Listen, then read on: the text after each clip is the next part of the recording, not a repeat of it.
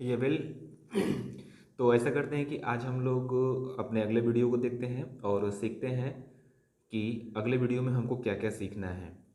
चलिए आइए शुरू करते हैं बिना समय गंवाए। हाँ, यदि आप चैनल पर नए हैं तो चैनल को जरूर सब्सक्राइब कीजिए, साथ ही साथ बेल आइकन को दबाइए ताकि आपको नई वीडियो की सूचनाएं मिलती रहे।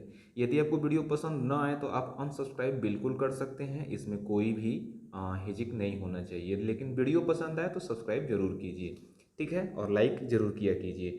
चलिए, ये कक्षा 9 के लिए ये रहेगा आज का फिर से। और ये कक्षा 9 का इसमें हम लोग क्या करते हैं कि सबसे पहले देखते हैं कि आज हम लोग को क्या क्या पढ़ना है।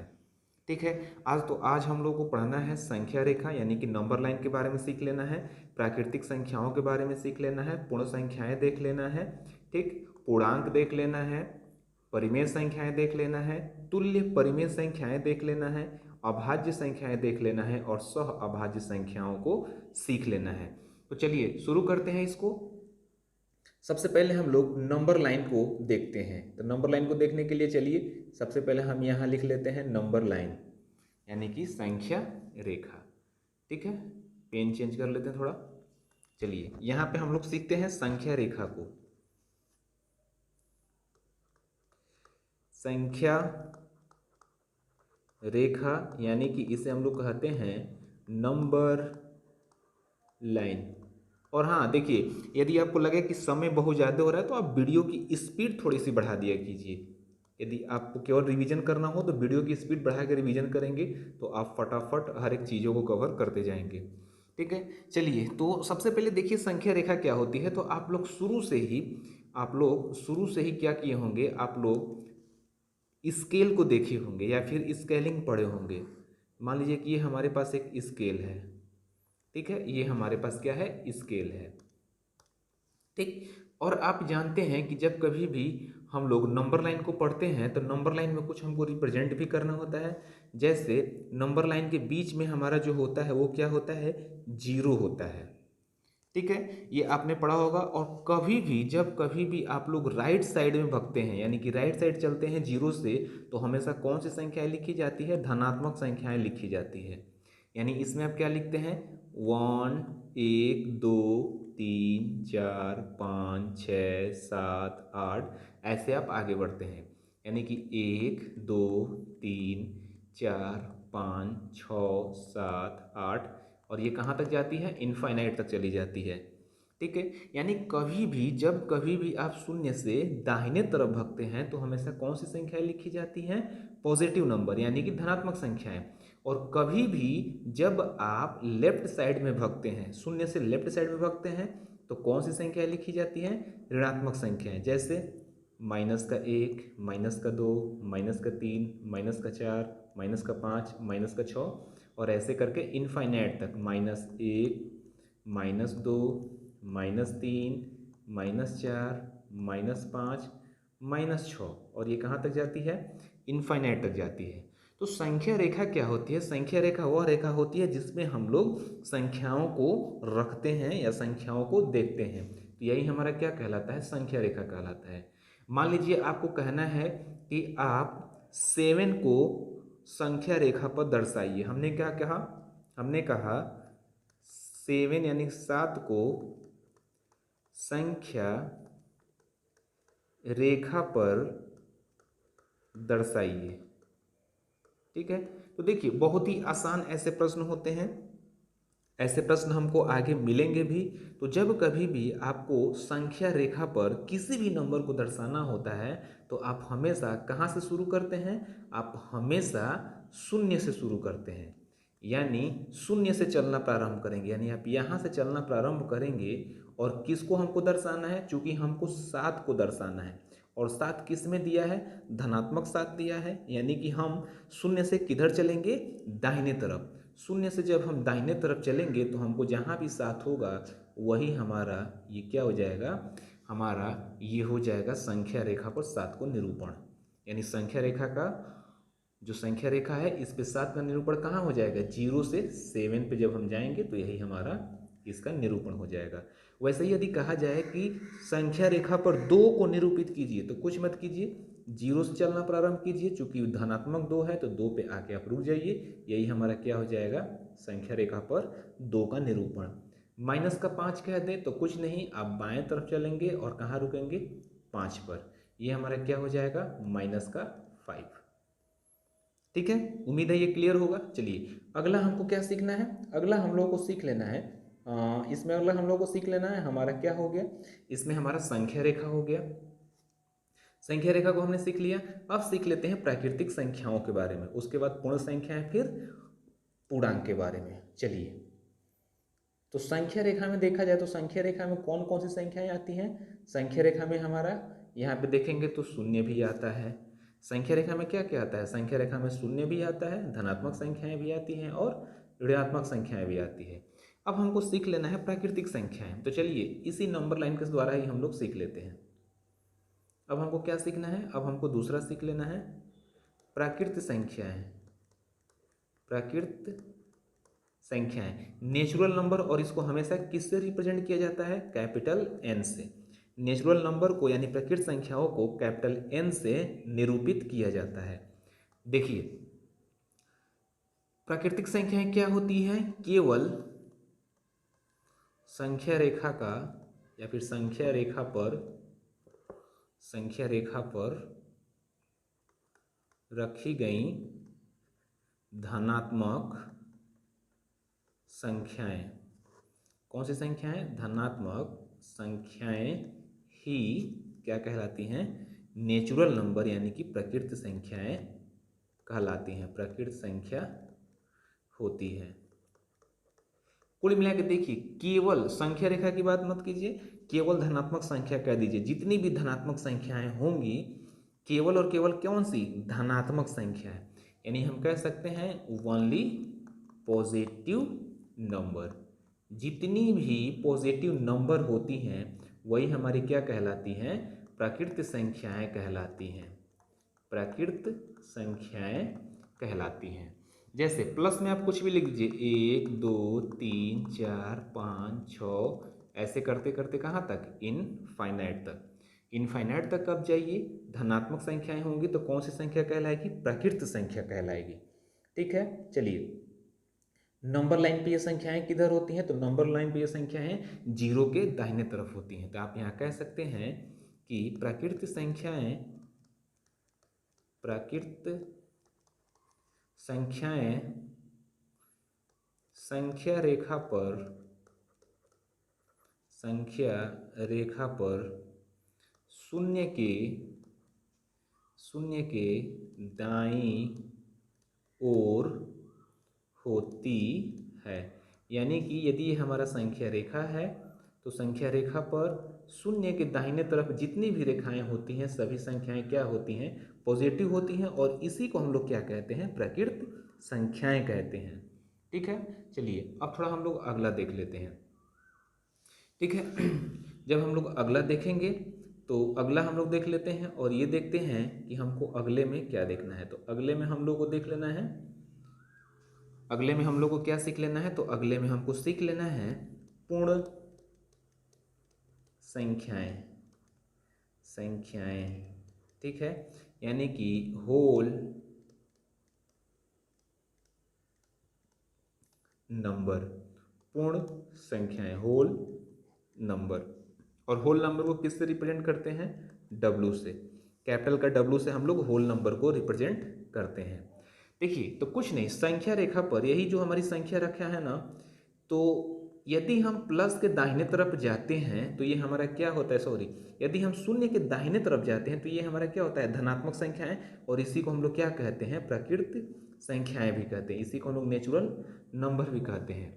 और इसी नेचुरल नंबर में, इसी प्राकृत संख्याओं में यदि जीरो को भी शामिल कर दिया जाए, यानी जीरो और पॉजिटिव इंटीजर, यानी कि धनात्मक जो भी हमारा पूर्णांक है, यानी कि जीरो के साथ यदि कभी भी हम नेचुरल नंबर को लिखेंगे, यह हमारा क्या कहलाएगा, यह हमारा पूर्ण संख्या कहलाएगा। ठीक है, यदि कहा जाए कि पूर्ण संख्या प्रकृत संख्या होती है तो यह हमेशा गलत होगा। क्यों, क्योंकि पूर्ण संख्या प्रकृत संख्या नहीं होगी। पूर्ण संख्या में जीरो आता है, जबकि प्रकृत संख्या में केवल क्या आता है, पॉजिटिव का 1 2 3 4 5 6 7 8 से इनफाइनाइट तक आता है। ठीक है, यानी कि जीरो ठीक, यानी कि 0, ठीक, 0, 0 के बाद 1, 2, 3, 4, 5 ऐसे करके हम आगे बढ़ेंगे इनफाइनाइट तक। तो ये हमारा क्या हो जाएगा, ये हमारा हो जाएगा प्राकृत संख्या के साथ साथ पूर्ण संख्या। ठीक है, ये हमारा क्या हो जाएगा, पूर्ण संख्या हो जाएगी। ठीक है, चलिए आगे बढ़ते हैं। पूर्ण संख्या भी हमारा हो गया। अब हम लोग क्या करते हैं, अब हम लोग जरा सीख लेते हैं। पूर्ण संख्या के बाद पूर्णांक सीखना है। क्या सीखना है, पूर्णांक। पूर्णांक यानी कि इंटीजर, और इंटीजर को किससे रिप्रेजेंट करते हैं, कैपिटल जेड से। किससे रिप्रेजेंट करते हैं, कैपिटल जेड से। अच्छा, पूर्णांक क्या होता है, तो जो हमारा ये नंबर लाइन है, इसी नंबर लाइन पे 0 भी है, इधर क्या है, निगेटिव संख्याएं हैं, इधर क्या है, पॉजिटिव संख्याएं हैं। ठीक है, यदि इस पूरी संख्या को लिया जाए, यानी कि धनात्मक भी, ऋणात्मक भी और शून्य भी संख्या, तो ये पूरी संख्याएं मिलके हमारे पास क्या बनाती हैं, पूर्णांक बनाती हैं। ये क्या होती हैं, पूर्णांक होती हैं। यानी कि संख्याओं में यदि -1, -2, 0, 10, 5 सभी प्रकार की संख्याएं हों, धनात्मक भी और ऋणात्मक भी और शून्य भी, तो ये सभी संख्याएं आपस में मिलकर क्या बनाती हैं, हमारा पूर्णांक बनाती हैं। ठीक, पूर्णांक बनाती हैं। अच्छा, अगला हमको क्या सीख लेना है, अगला हमको परिमेय सीखना है। परिमेय संख्या, ये तो हम लोग कल भी देखे थे। परिमेय संख्या, यहाँ से बल्कि प्रश्न पूछा जाता है, रेशनल नंबर, और इसको किससे रिप्रेजेंट करते हैं, क्यू से। क्यू का मतलब क्या होता है, कोसेंट। Quotient, QUOTIENT, quotient. यदि आप लोग भाग पढ़े होंगे तो आप लोग भागफल जानते होंगे। कोसेंट का मतलब होता है भागफल। ठीक है, और यहाँ हम लोग परिमेय संख्याओं को क्यू से ही रिप्रेजेंट करते हैं।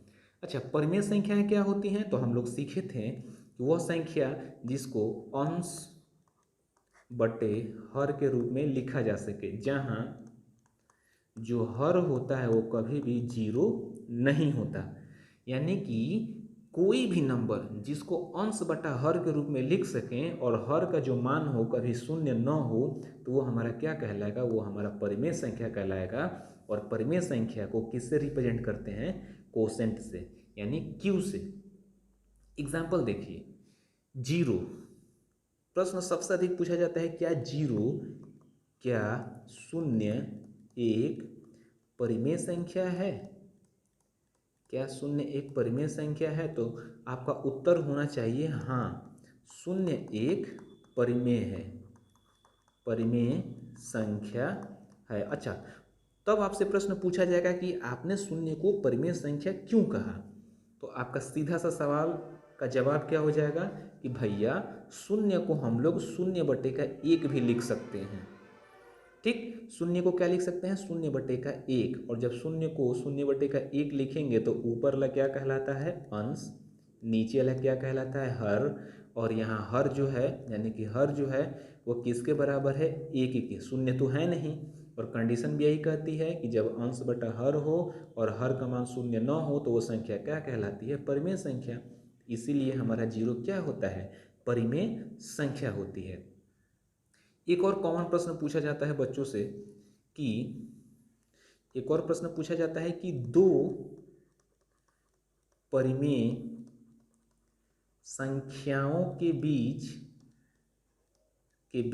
कितनी परिमेय संख्या के बीच कितनी परिमेय संख्याएं होती हैं। कहा जाता है कि यदि आपके पास 2 परिमेय संख्याएं दे दी जाए, जैसे मान लीजिए कि आपके पास दे दिया गया 5 और 6, ये दोनों क्या है, परिमेय संख्या हैं।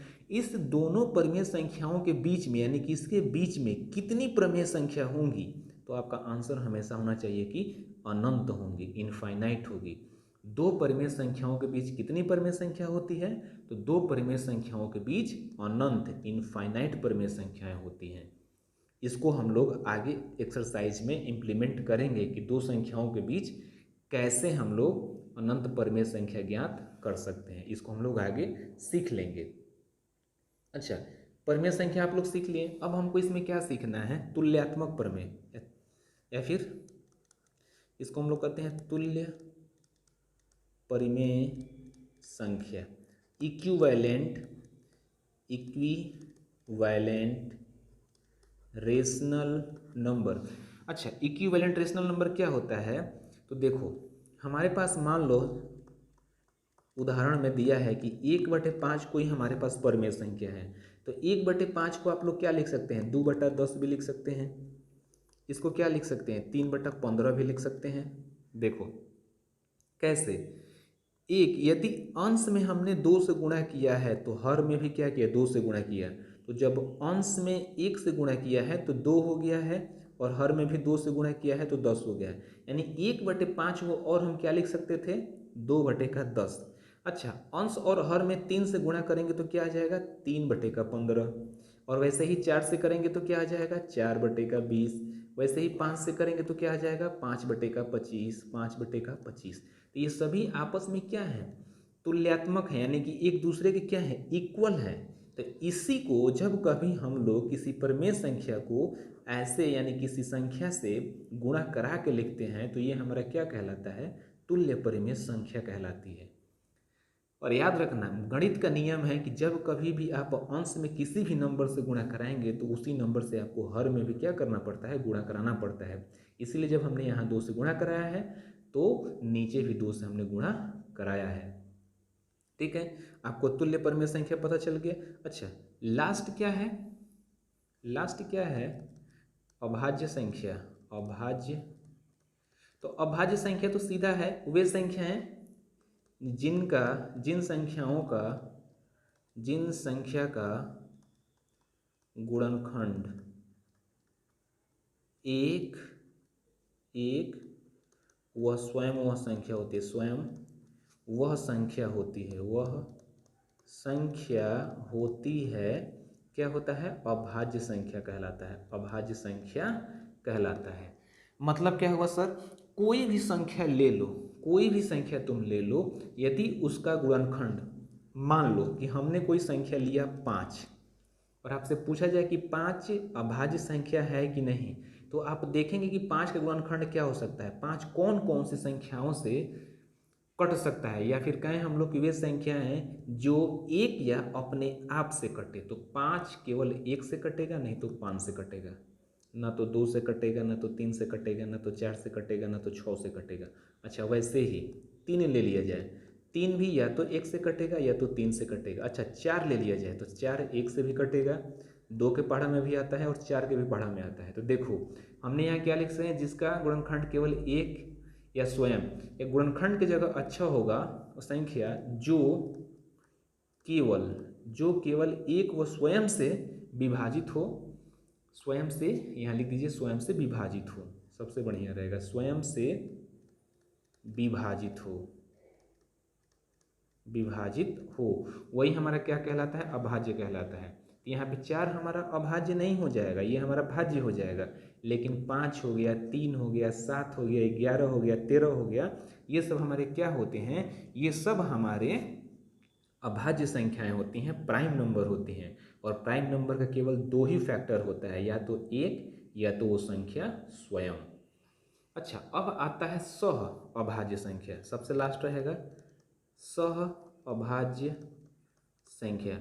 अब आप हमको कमेंट में जरा बताइएगा, सबसे छोटी धनात्मक अभाज्य संख्या कौन सी होगी और सबसे छोटी ऋणात्मक अभाज्य संख्या कौन सी होगी, जरा कमेंट में आप लोग बताइएगा, ताकि पता चले कि आप लोगों को ये आता है। ठीक है, चलिए, तो सह अभाज्य संख्या क्या, ऐसी संख्या जिनका अंश और हर, यानी जो भी अंश और हर होता है अभाज्य संख्या, यानी कि कोई भी अभाज्य संख्या का यदि कॉमन फैक्टर यानी कि इसका जो गुणनखंड होगा केवल क्या होगा, इसका HCF कह लीजिए, यदि इसका HCF 1 है, किसका, अंश और हर का HCF यदि 1 है तो वो हमेशा क्या कहलाएगी, सह अभाज्य संख्या। यानी कि जिसका HCF 1 आएगा वह संख्या क्या होगी, सह अभाज्य संख्या होगी। ठीक है, तो आज के लिए इतना ही है। अगले वीडियो में हम लोग प्रश्नावली 1.1 को शुरू करेंगे और देखेंगे।